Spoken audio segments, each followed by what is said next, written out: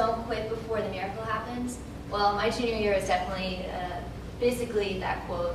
I was running spring track. I did a long distance, and I was running on the track. It was my last lap, and for those of you who have never run, it's 8 laps on the track. So on my 7th lap, I was ready to go, and I trip, and I fall, and I black out, and I wake up, and my hand is throbbing, and it's blue. And I think, all right, I tripped on the track, that's fine, because my track is blue, home Spartans, all right? And I tripped, so my hand's blue. So I go home in the shower. It's kind of puffy, but you know that happens when you fall. And it gets bigger and bigger and bigger and more blue and even deeper blue. So I'm like, all right, well, I don't think that the dye in the track is going to dye my hand blue and keep getting darker. So I go to my trainer, and his name is John, and he says, I think that you broke your hand. And I've never heard of that before. So I was like, well, it doesn't even hurt that badly. So I obviously didn't. He's like, well, I'm going to call an ambulance right now because this is really serious because it looks like you have pools of blood in your hand.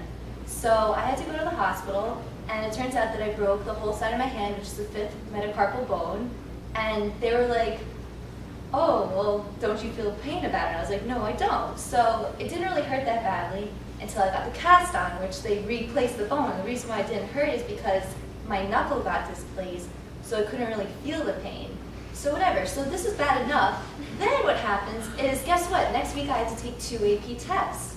So my guys' counselor called the AP council and said, you know, this girl, she broke her hand and stuff, you know, to explain the situation. So they said that the only thing they could do was give me larger bubbles to fill in, which wouldn't have helped anyway because it takes a longer time to fill in larger bubbles, so whatever.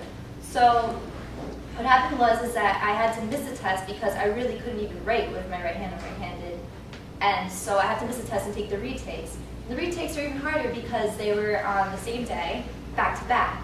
And so I took off my cast myself, and I wrote the test, and I did it, and I don't care because if you're determined to do something, that's what you do. So I'm sure you all can do something that you ever wanted to. So go for it.